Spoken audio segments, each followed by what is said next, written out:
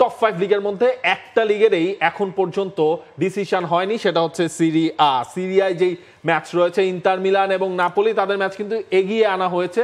শুক্রবারে হচ্ছে যেই ম্যাচটা, এবং ইন্টার মিলানের কোচ নাপোলির কোচ অর্থাৎ কন্তে, সিমোনে ইনজাগি কেউই ডাগ আউটে থাকতে পারবে না, কারণ দুইজনেই হচ্ছে নিষিদ্ধ শেষ ম্যাচের জন্য। তার মানে কি হচ্ছে, নাপোলি, ক্যালিয়ারি এবং কোমো ইন্টার মিলান। নাপোলির ঘরের মাঠে খেলা, কোমোর মাঠে যে খেলতে যাবে ইন্টার মিলান। এখানে নিচে আসলে একটা লাইন আছে দেখেন, চ্যাম্পিয়ন প্লে অফ। সেই কারণেই আসলে ম্যাচের শিডিউলটা এগিয়ে আনা হয়েছে, কারণ ধরেন নাপোলি হেরে গেল, ইন্টার মিলান জিতে গেল, তাহলে আসলে কি হবে? তখন পয়েন্ট টেবিলটা আমরা দেখলে বুঝবো দুটা দলেরই পয়েন্ট হচ্ছে আপনার সমান হয়ে যাবে।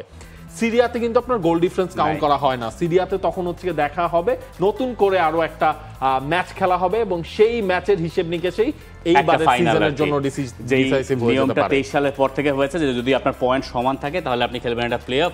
এইভাবে একবারই লিগ ডিসাইড হয়েছিল সেরিয়াতে। আমরা জানি না সেই জায়গায় পর্যন্ত যেতে পারবো কিনা, কারণ এবং ম্যাচটাকে চেঞ্জ করে নিয়ে আসা, এটা মাহাতোরা বোঝাচ্ছে যে 4-5 দিন পরে তাদেরকে খেলতে হবে। যে নাটক দেখলাম রোববার রাতে, এরপরে শুক্রবারে বাংলাদেশের জন্য টাইমিং খুব ভালো, মানে দুর্দান্ত একটা ম্যাচ আপনি সেরিয়াতে হয়তো দেখতে যাচ্ছেন। আর সেরিয়াতে হচ্ছে আপনার একটা স্পটেই এখন পর্যন্ত বাকি, ইন্টার মিলান, নাপোলি এবং হচ্ছে ইউভেন্টাস অথবা রোমা। না, আতালান্তা কনফার্ম, এই তিনজন কনফার্ম। ইউভেন্টাস অথবা রোমা, এই দুটা দলের মধ্যে আলটিমেটলি একটা দল যাবে। Champion bro? Inter Milan.